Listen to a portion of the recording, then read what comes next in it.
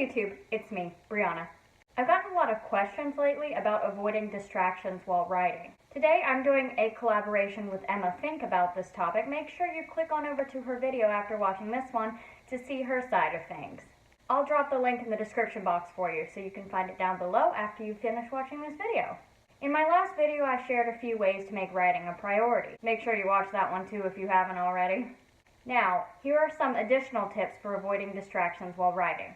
First of all, turn off the internet. This is a point I also mentioned briefly in my last video. When you're writing, especially if you're writing in Google Docs, it can be difficult not to just click on over to the next tab and fall down a YouTube rabbit hole.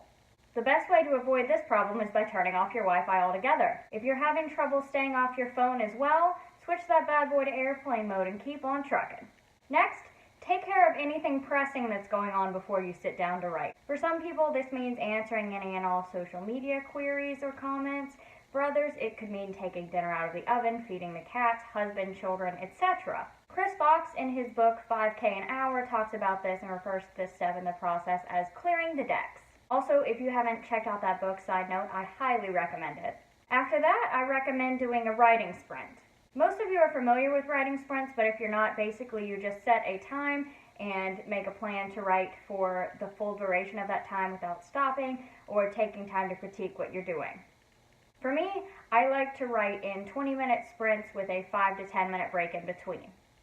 This will help you make progress on your manuscript without stopping to critique each and every word or without checking Facebook or Twitter a million times in between.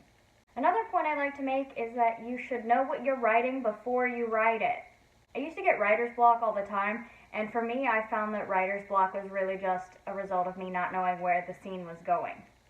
Now that I'm a plotter instead of a pantser and I start with an outline, it's a lot easier to stay on track, but even if you're a pantser, it takes next to no time to sit down and write out a couple loose bullet points or maybe a couple sentences leading yourself into that scene for the day.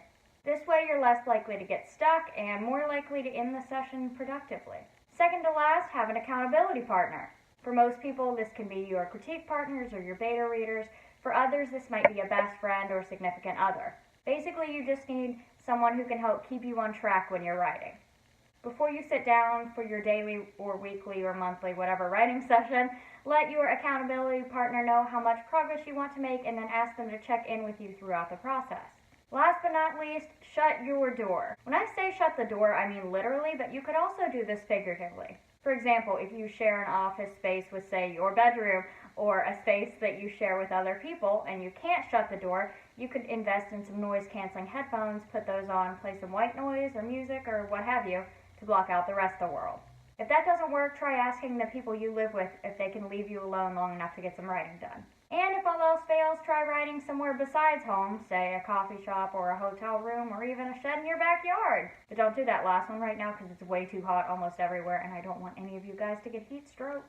One of the hardest things about writing is avoiding distractions. It takes a lot of self-discipline as well as a lot of self-knowledge and finding ways to trick yourself into getting the work done. Hopefully by implementing some of these tips, you'll be on your way to more productive, focused writing sessions.